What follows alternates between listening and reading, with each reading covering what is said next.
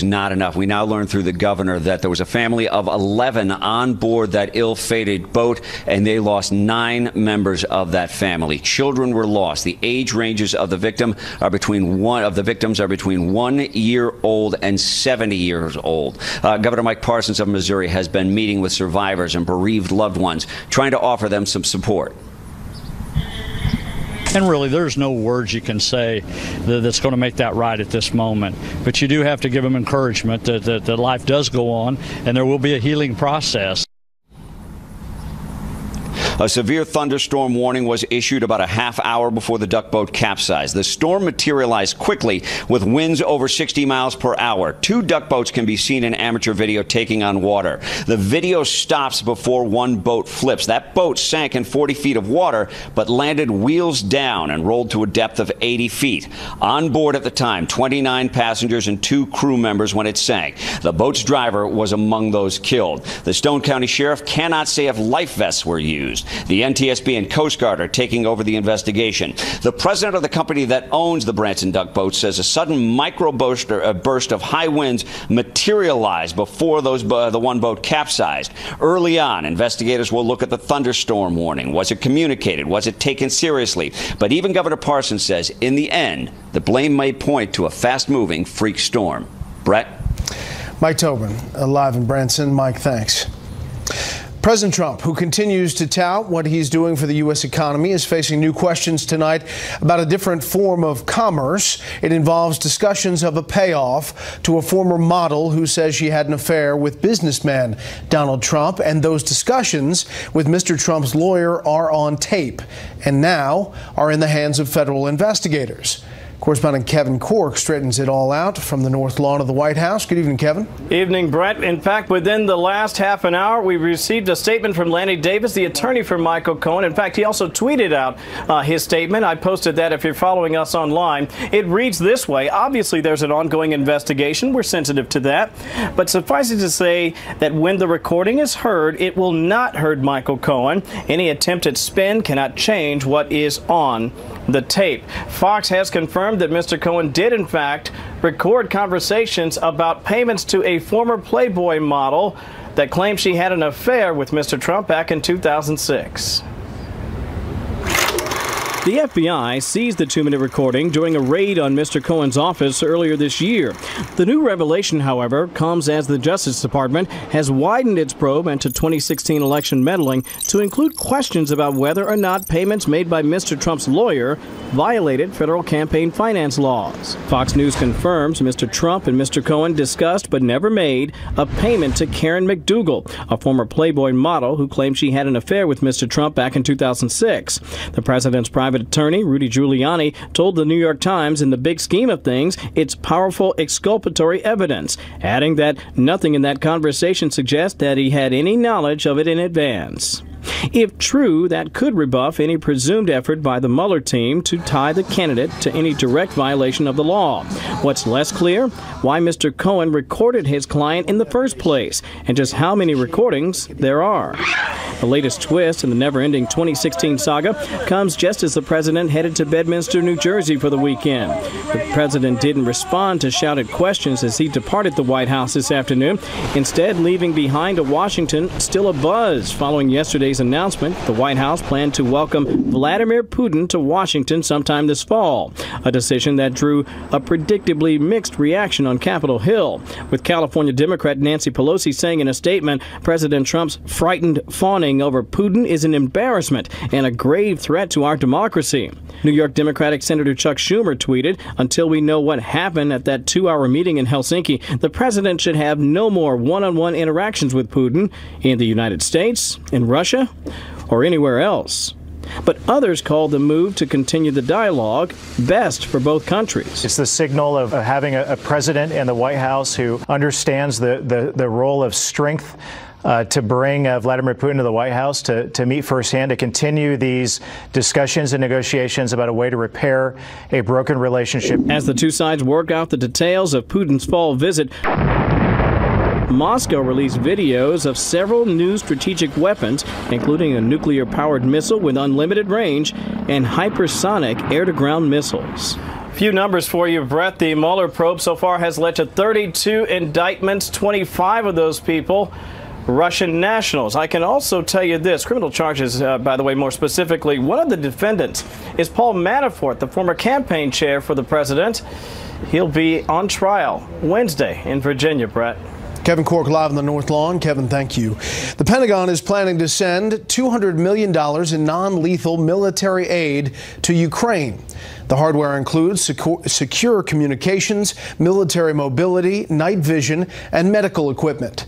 It's not immediately clear when that delivery will happen. Pentagon officials say the move has been in the works for months and is not tied to the Helsinki summit, but obviously it's a move Russia would probably oppose. A graduate of Berkeley High School in California who reportedly told authorities he wanted to help ISIS kill 10,000 people in the San Francisco Bay Area is now facing federal charges. 23-year-old Amir Alagaji pleaded guilty to trying to provide material support or resources to a foreign terrorist organization. His lawyer claims Alagaji is a victim of the system. A grand jury has leveled 23 charges against a man accused of killing 5 people last month in a mass shooting at a Maryland newspaper office. A prosecutor says the grand jury indicted 38-year-old Jared Ramos on 5 counts of first-degree murder. Ramos is also charged with attempted murder, assault, and gun crimes. Stocks down today. The Dow lost 6, the S&P 500 dropped 3, the Nasdaq fell 5. For the week, the Dow was up 0.16 of a percentage point. The S&P 500 gained 0.02. The Nasdaq was off 0.07. President Trump is lamenting the strength of the U.S. dollar, accusing China and Europe of manipulating their currencies and criticizing the U.S. Federal Reserve for raising the interest rates here. Deirdre Bolton of the Fox Business Network joins us from New York with details and possible fallout in the markets this week. Good evening, Deirdre. Good evening, Bret. Well, you said it. U.S. stocks did close slightly down, but finished little change for the week. The dollar was really the big mover. So after a few tweets from President Trump, here's what he posted. We'll talk about the reaction. So here's the first tweet. China, the European Union, and others have been manipulating their currencies and interest rates lower, while the U.S. is raising rates while dollars get stronger and stronger with each passing day, taking away our big competitive edge. As usual, not a level playing field. A weaker currency, such as the yuan or the euro, gives an advantage to Chinese or European manufacturers. So it makes Chinese or European goods less expensive in most global markets. To be specific, a Chinese or a German car would be cheaper than an American one if you are paying in U.S. dollars. President Trump calls that a form of currency manipulation. The president also tweeted about some of the effects of the trade tiff between China and the U.S. Here's the tweet. Farmers have been on a downward trend for 15 years. The price of soybeans has fallen 50% since 5 years before the election. A big reason is bad, terrible trade deals with other countries. They put on massive tariffs and barriers. Canada charges 275% on dairy. Farmers will win. The reference to soybeans is important since it is the U.S.'s biggest agricultural export with $20 billion being sold. That's according to the USDA. China buys more than 30% of that supply. And of the 11 Midwestern states that produce them, 9 voted for President Trump. So strategists say the Chinese are betting that if they keep putting tariffs on products that were grown or manufactured in states that voted for President Trump, the Trump administration will back off, especially ahead of midterms this November. American advisors say the Chinese are making the wrong kind of bet with the wrong kind of president. Bret, back to you. Follow it, Deirdre. Thank you. Sure. Endangered species and how they're handled is going to change. That's from officials at the Interior Department who are bracing for emotional and heated reaction to their moves. Tonight, correspondent Ellison Barber tells us what's behind the changes. Supporters say the Endangered Species Act is critical when it comes to protecting the ecosystem. It saved the bald eagle, the gray wolf, the grizzly bear, the American alligator. Critics say it's overly burdensome, harmful to businesses, and outdated. Even the U.S. Constitution has been amended more recently than the Endangered Species Act. The administration says it's time to make changes and clarifications. On Thursday, the Departments of Interior and Commerce unveiled what would be the most significant changes to the act in decades. The agencies want to change the definition of a threatened species. Right now, a threatened species is one that's in danger of extinction or likely to become so within the foreseeable future. They want to narrow the definition of foreseeable future. The agencies also want to revise the procedures for designating critical habitat. Experts say it'll lead to easier construction of pipelines. Environmentalists say all of it is dangerous. It will probably, over time and collectively, degrade many of the natural areas that are part of America's heritage. This isn't about small businesses. This isn't about burdensome regulations. This is really about rewarding the largest corporate polluters. The administration makes a different argument. The principal deputy director of the U.S. Fish and Wildlife Service says they, quote, are proposing these improvements to produce the best conservation results for the species while reducing the regulatory burden on the American people. But big industries are praising the changes. In a statement provided to Fox News, a spokesperson for the Independent Petroleum Association of America said the group is optimistic the changes will, quote, continue to promote the conservation of protected species and their habitats and give their members, quote, the flexibility and business certainty needed for the safe and responsible development of America's public lands. The Endangered Species Act isn't just meant to protect the cute and furry animals. It's meant to protect plants, fish, and wildlife. These rules are proposed. They won't go into effect for at least 60 days. For 60 days, the public has a chance to respond and give their input. Bret? Ellison, thank you. Up next, North Korea appears to be trying to evade U.S. sanctions. We'll tell you how. First, here's what some of our Fox affiliates around the country are covering tonight. Fox 9 in the Twin Cities with cleanup from a flurry of unexpected tornadoes that swept through central Iowa Thursday. At least 17 people injured. The storms flattened buildings in 3 cities and forced the evacuation of a hospital in that area. No deaths were reported. WDRB in Louisville as Kentucky Governor Matt Bevin's administration says it's reinstating dental and vision care for hundreds of thousands of Medicaid recipients. Those benefits had been abruptly cut after a federal judge rejected the Republican governor's plan to overhaul Kentucky's Medicaid program. And this is a live look at Austin, Texas from our affiliate Fox 7 there. The big story there tonight, Republicans at the party's summer meeting formally approved Charlotte, North Carolina, as the host city for their 2020 presidential nominating convention. Charlotte hosted the Democratic convention in 2012. That's tonight's live look outside the Beltway for its nuclear program. But top officials say Kim Jong-un has been bending the rules in other areas. Correspondent Rich Edson is at the United Nations tonight. North Korea is evading sanctions, smuggling petroleum and coal, profiting from guest workers and cybercrime. The Trump administration points to China and Russia for helping Kim Jong-un skirt the consequences. All UN member states have unanimously agreed to fully enforce sanctions on North Korea, and we expect them to continue to honor those commitments.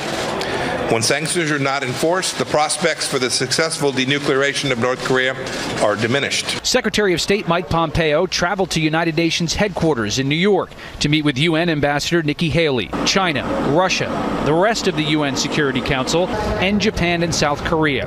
China and Russia are blocking UN measures to penalize North Korea for sanctions evasion. And administration officials and U.S. allies stressed they're withholding economic benefits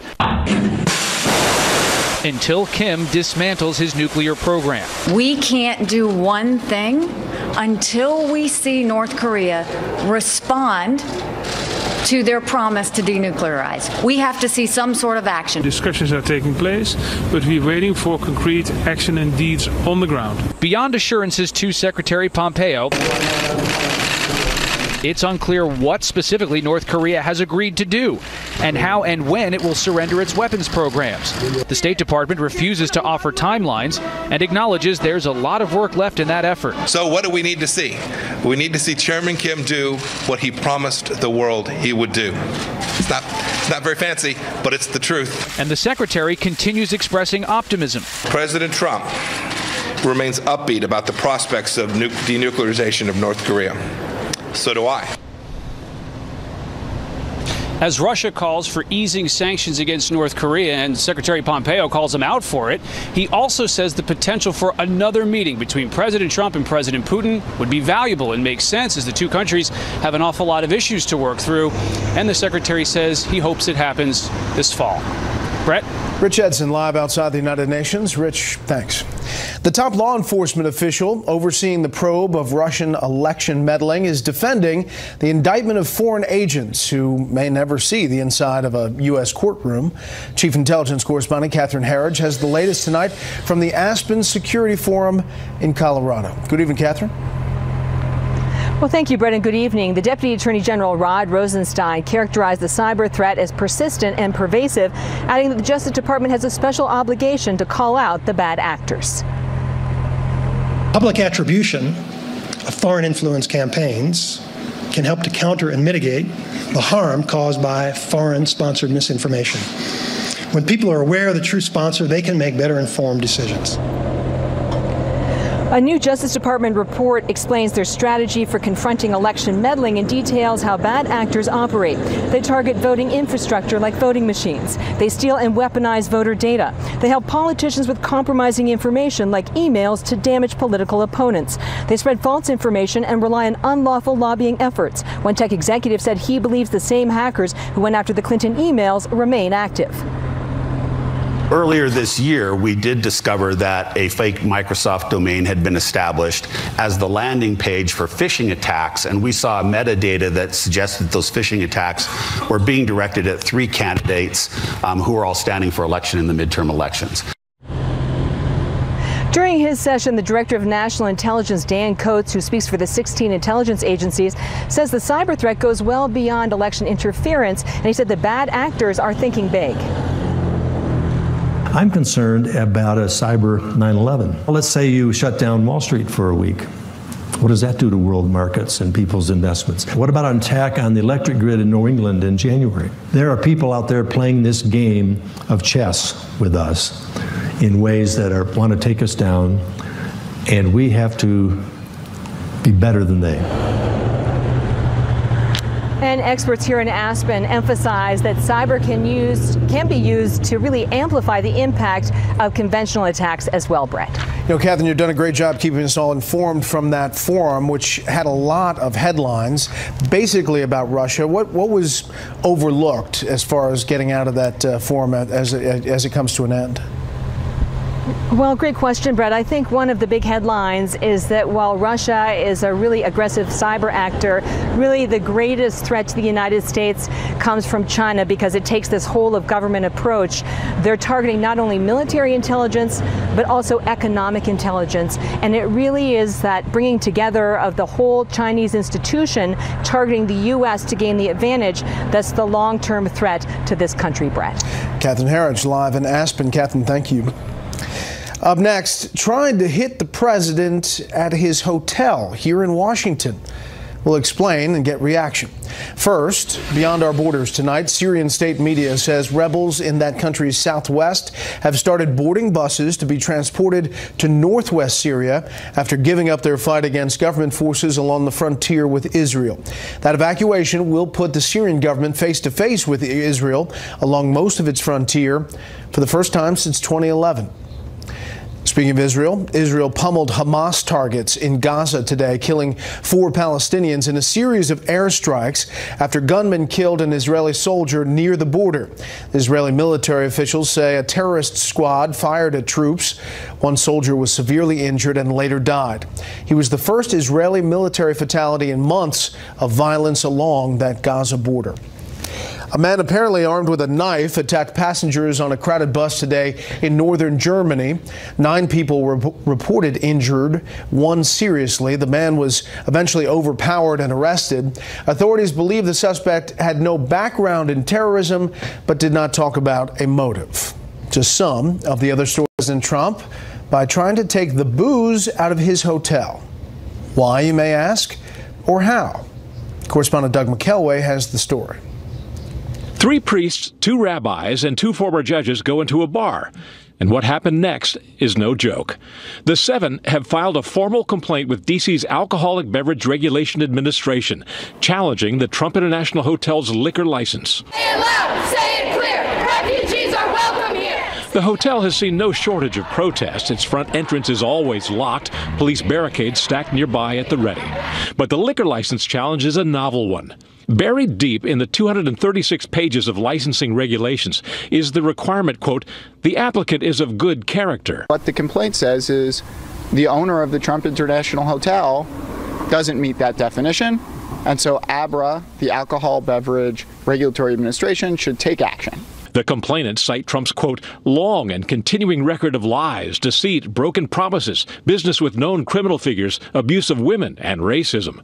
The Trump Hotel told us, quote, we have no comment and no one may come in to film. Absent from the complaint is the stuff of normal challenges to liquor licenses, no claims of loud music, no fights, no public drunkenness, and the neighborhood group that's backing the complaint is 3 miles away from the hotel, raising an obvious question. Is this a political stunt? No, I don't think so. This passerby disagrees. I guess they have time on their hands. I don't want to go back to the prohibition no matter how awful this person is. A more common opinion is don't express one, in a town where Donald Trump won only 4.1% of the vote. I don't want to get my husband in trouble, so I better not say anything. If successful, the challenge won't take effect until 2019 when the liquor license is up for renewal. This conflict over a liquor license again demonstrates the genius of the founders. James Madison was so worried about state officials threatening federal officials in the then capital of Philadelphia, Pennsylvania, that in Federalist Paper 43 he decided to create a federal district to protect federal officials from the tyranny of state ones. That's why we now have a District of Columbia. Bret? There you go, a little history lesson. Doug, thank you. President Trump is tweeting tonight, just a short time ago, about protests in the National Football League. The NFL national anthem debate is alive and well again. Can't believe it. Isn't it in contract that players must stand at attention? Hand on heart, the $40 million commissioner must now make a stand. First time kneeling, out for game. Second time kneeling, out for season, no pay. Earlier this week, the AP reported the Miami Dolphins had decided to punish players who did not stand for the anthem while on the field. This spring, the NFL amended its policy, saying players on the field must stand during the anthem, but others could remain in the locker room. It said teams would be fined for violations. A group supporting California Democratic Congresswoman Maxine Waters took a flag off a pickup truck outside her Los Angeles office and burned it yesterday. The supporters were waiting to confront a group of anti-Waters demonstrators who never showed. The pickup arrived, it was stopped, and the flag stolen. No arrest or injuries.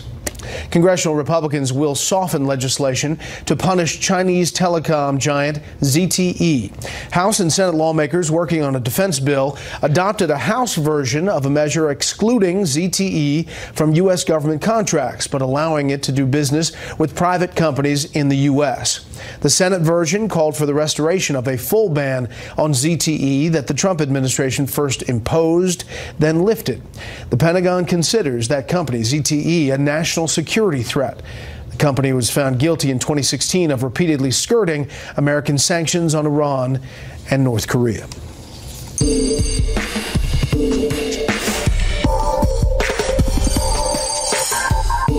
In tonight's Whatever Happened To segment, America's space dominance. 49 years ago today, 2 Americans became the first men to land a spacecraft on the moon. Now, a half-century later, the U.S. relies on Russia, yes, Russia, to get its astronauts into space. Correspondent Kristen Fisher has our report. One small step for man. That small step was supposed to be one giant leap for mankind, and in a way it was. But in the 49 years since Neil Armstrong became the first man to walk on the moon, humanity hasn't stepped any further into space. In fact, in some ways, the U.S. has taken a step back. American astronauts have been hitching rides on the Russian Soyuz for the last 7 years, and all American-made rockets are still at least a year or 2 away. We are anxiously anticipating a rapid return of launching American astronauts on American rockets from American soil. But all of that is about to change, and fast, thanks to a new space race, one fueled by good old-fashioned American competition, a battle between billionaires for the history books, and they're getting a big boost from the billionaire president. I am instructing my administration to embrace the budding commercial space industry. The Trump administration has made a huge difference for the space community, and especially the commercial space industry. Last year, the White House resurrected the National Space Council, led by the vice president. There's no reason our own federal government should stand in the way of trailblazing companies that are forging and reforging American leadership in space. The great thing about the Space Council is they're able to get the various agencies to work together to find the right solution so that industry isn't held back, American industry isn't held back. President Trump is also pushing the Pentagon to make space a priority. We don't want China and Russia and other countries leading us. We've always led. GPS satellites, which are used to guide everything from Google Maps to precision-guided weapons, have become increasingly vulnerable to enemy attack.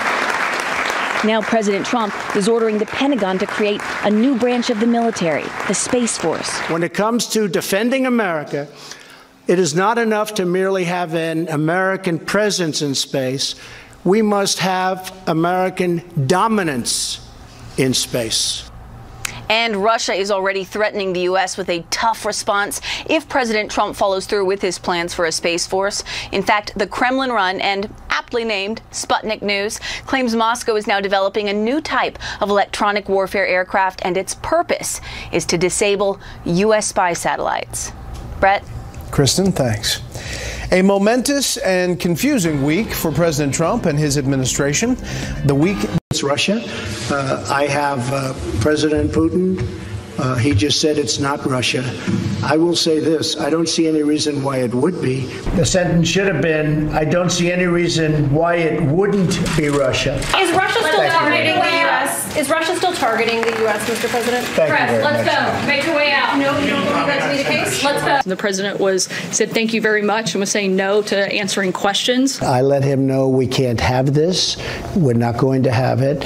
And that's the way it's going to be. Getting along with President Putin, getting along with Russia is a positive, not a negative. Right. Now, with that being said, if that doesn't work out, I'll be the worst enemy he's ever had. Vladimir Putin is coming to the White House in the fall.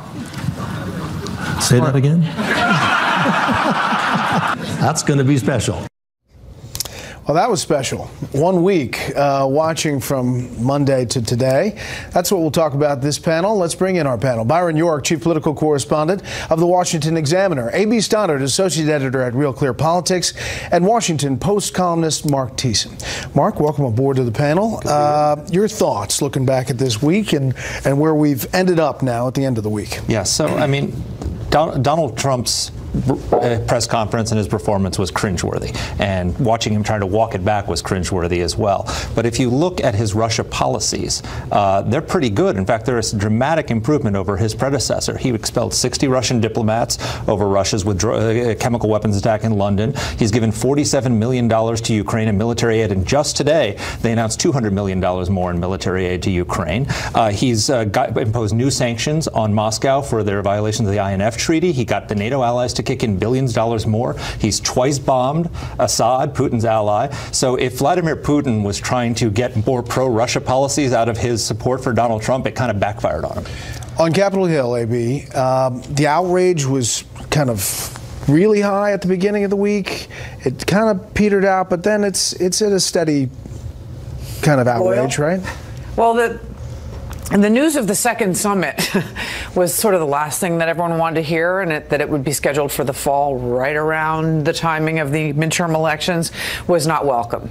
And so you saw a lot of like, I don't want to talk about that today, I'm busy. And they're actually privately, obviously, trying to dissuade the White House on this topic and hope that this never happens and that they can make it go away. So there are a lot of questions, obviously. There's about what happened happened in a 2-hour meeting that we know nothing about, that the Pentagon knows nothing about, that the Russia experts know nothing about, that the State Department officials who've devoted their careers to this know nothing about. This is the big concern, not what happened at the press conference. Everyone's moved past that. You know, Trump betrayed the country. He humiliated himself. Not everyone. Not everyone's moved past that. If you listen to some Democrats, but the point is that we really need to know if there were agreements and concessions made. We know now that there is news that the president has agreed to an agreement for Syria that Netanyahu and Putin came to. It's very complicated, involving who will control which troop movements by Iran and everything else. But basically, that's all we know. And then we know that the other thing was discussed was shot down by a 98-0 vote by the Senate, which we all saw yesterday. We need to find out what else happened at that meeting, and that's of grave concern. Here is the House Minority Leader and the Secretary of State. What is Putin blackmailing President Trump with? Personally, politically, or financially? Whatever it is a level of blackmail that the American people cannot afford. I think those allegations are absurd. This administration has been relentless in its efforts to deter Russia from its bad behavior. We inherited a situation where Russia was running all over the United States. These last few days have been, frankly, more heat than light. The president tweeting earlier this afternoon, I got severely criticized by the fake news media for being too nice to President Putin. In the old days, they would call it diplomacy. If I was loud and vicious, I would have been criticized for being too tough. Remember when they said I was too tough with Chairman Kim? Hypocrites. Byron. Well, the Pelosi stuff is just resistance fantasizing. I think that's pretty clear because of these hard policies that Mark was talking about. On the other hand, in handling this summit, the White House has really done a very bad job, it seems, of explaining to the American people what the president did. Other than the president saying this was really great, they haven't really explained what was accomplished. And then, having not explained that, they come out and say, let's do it again. I mean, we just had one. It appears that the president messed it up and wants a do-over, and that's kind of what it looks like. So if there's a reason that they've set some process in motion that calls for another meeting in the fall, that would be fine. But we've seen a White House that has simply not explained the substantive stuff that went on at the summit. Now, speaking of summits, the forum out in Aspen, Dan Coates, the Director of National Intelligence, talking about the cyber threat specifically. Take a listen. I'm concerned about a cyber 9/11. Let's say you shut down Wall Street for a week. What does that do to world markets and people's investments? What about an attack on the electric grid in New England in January? There are people out there playing this game of chess with us in ways that want to take us down, and we have to be better than they. Now, Russia, Mark, is clearly one of them, but so is China, and so is Iran. And North Korea as well. I mean, they spend millions and millions of dollars trying to infiltrate us. They brought down Sony Studios practically. So this is a major, major national security threat that we face, and it has to be taken seriously. And the president's got to learn to be able to separate collusion from the challenge of the cyber threat that is coming from Russia and all those countries that you indicated. Do you think DNI Coates, his job is in jeopardy after kind of explaining pretty frankly his concerns? I sure hope not. I think Coates is doing a great job. Look, Trump needs good people around him. All these people are running around saying, with their hair on fire, saying that everybody should resign from the Trump administration over this press conference. He needs Mike Pompeo. He needs John Bolton. He needs Dan Coates. He needs these people around him, not because he can't handle the job, but because he's new to national security. He's only been president for 2 years. He wasn't working in this world before, and the good leaders surround themselves with really smart people and listen to them. And it seems right now that Trump needs to do that a little bit better. AB, the story was that Secretary Pompeo and Vice President Pence were part of the team that said the president had to kind of clean things up on aisle 5 after coming back to the U.S. Right. The problems arise when he doesn't listen to his experts. And Mark's right. He has very, very qualified and credentialed people, public servants of great integrity working for him, like Dan Coates. And when they come, they're often not listened to. They're often not consulted. Dan Coates did not know he was going to have these people, Sergei Kislyak, the Russian ambassador, and others in the Oval Office last spring. He did not know that Putin was going to be welcome at the White White House this fall. Dan Coats was hung out to dry on the world stage by the president on Monday.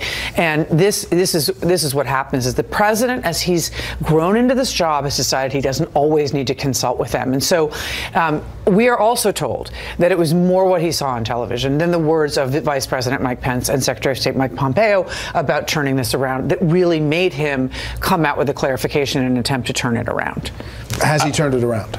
No, he hasn't turned it around. Has the Mike Cohen tapes turned it around? That'll turn it We've got a around. new scandal to divert attention from the old scandal. As far as Coates is concerned, I don't think his job is in jeopardy, but you can imagine that they're quite irritated with him. It's like, if you want to hang out with Andrea Mitchell and her friends in Aspen, go ahead, but don't expect us to be happy about it. The establishment.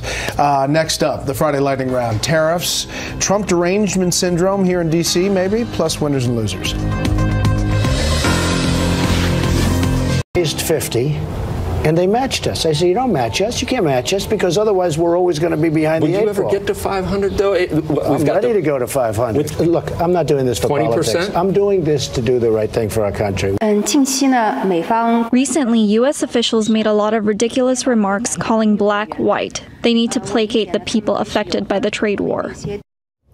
Trade war. Looks like we're heading that way. If it continues, we're back with the panel. We'll start there. Mark, $500 billion? I mean, that's a big number. That is a big number. He said today that he'd be willing to put tariffs on every single Chinese product. Look, the American economy is booming thanks to Trump. He's passed historic tax cuts. The regulatory rollback has been incredible. And so now we've got record unemployment levels at lows, black unemployment low, Hispanic unemployment low. All of that is put in jeopardy by a trade war. And the Chinese in particular are very smart about how they're going to retaliate on this, because what they're doing is they're targeting the Trump voters. They're going after, for example, soybeans. There are 18 states that produce 96% of American soybeans, and all but 2 of them voted for Donald Trump. So these are the states that the Republicans have to win if they're going to take back the Senate. Missouri, Indiana, North Dakota, Heidi Heitkamp. These senators a trade war is good for them because they can separate themselves from Trump and justify their separation from Donald Trump. Quickly, is there support for this at all on Capitol Hill? No. The political, even though right now there's no real macroeconomic consequence, and the White House will not tell the farmers in tweets, he's telling them you're going to win. What they won't tell them is the economy's so good we can take this. You can take this hit for us right now. But Republicans on Capitol Hill do not believe there's a plan. There's no long game here, that we're just going to continue to face retaliation. And the political window is changing. It's closing. I mean, 4 to 6 weeks from now, they're basically going to say to the president, okay, it didn't work, and we're really taking the hit at home. But they have to wait through the summer for him to keep talking, and they do not believe there's a plan. Quickly. I think the question is, if he keeps talking about things like $500 billion, the only question is, when does Capitol Hill actually get involved? Because unlike foreign policy in Russia, where he has an exclusive constitutional authority to do what he's doing, Congress has a role in this. And to sit back and let a $500 billion tariff go into effect, not going to happen. They're not going to do that. All right, there's plenty of examples of what's called Trump derangement syndrome. I just wanted to play this bite from the late Dr. Charles Krauthammer. They may not be personally deranged by his presence, but they have a base that has not recovered from the election, and they insist that anybody who represents them and does not want to face a primary fight or have a demonstration outside their house on a weekend will oppose what Trump is doing.